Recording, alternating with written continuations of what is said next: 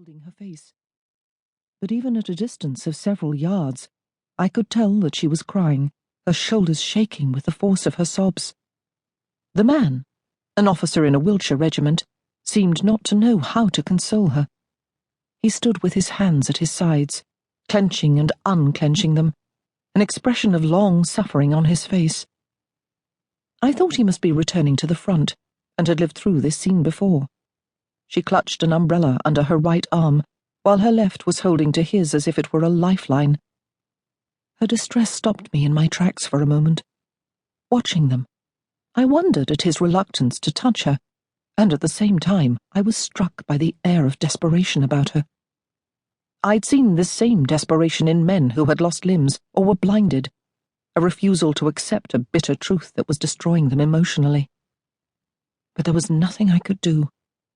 Rescuing kittens and dogs was one thing.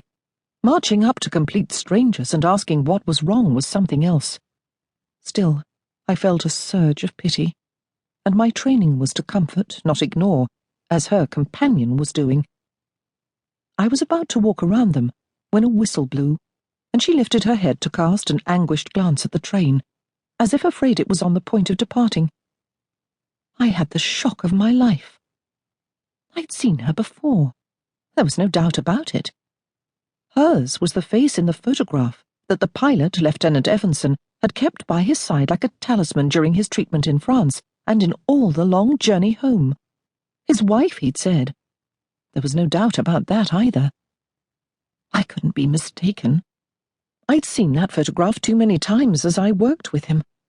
I'd seen it that very morning, in fact, when I'd changed his bandages one last time. She was looking up at the officer now, her eyes pleading with him.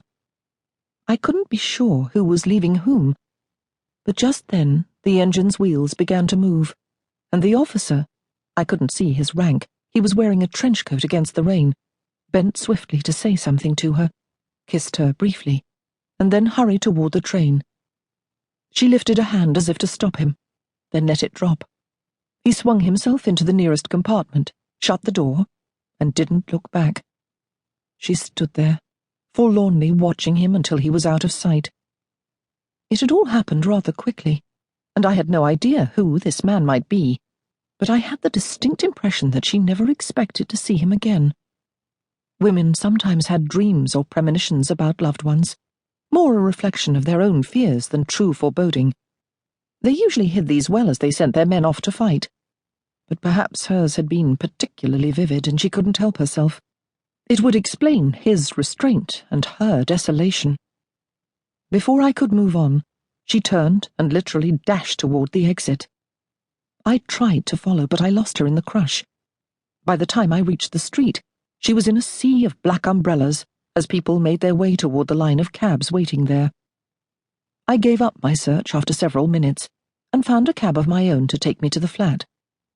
I wasn't sure what I'd have done if I'd caught up with Mrs. Evanson, but I'd have felt better knowing she'd taken a cab rather than try to walk off her low spirits in this chill rain. Mrs. Hennessy opened her door as I came into the hall, smiling up at me in welcome. From her own first-floor flat, she watched us come and go, took in our mail when we weren't there, brought us soup when we were ill, and generally kept an eye on us without in any way intruding.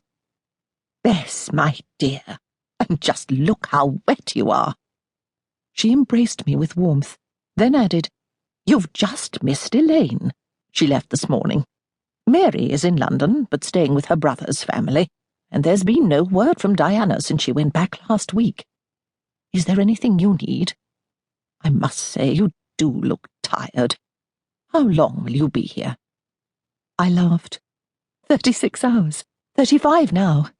And yes, I'm tired. And I'm glad to have the flat to myself. I want only to sleep. "And you must do just that. I'll see that you have a nice tea. You look thin to me, Bess Crawford, and what would your mother say to that?" "We sometimes miss meals," I admitted. "You won't tell Mamma, will you?" For some time, I'd had a sneaking suspicion that my mother and Mrs. Hennessy had entered into a conspiracy to keep me safe. Choosing nursing as my contribution to the war effort hadn't been met with the greatest enthusiasm at home.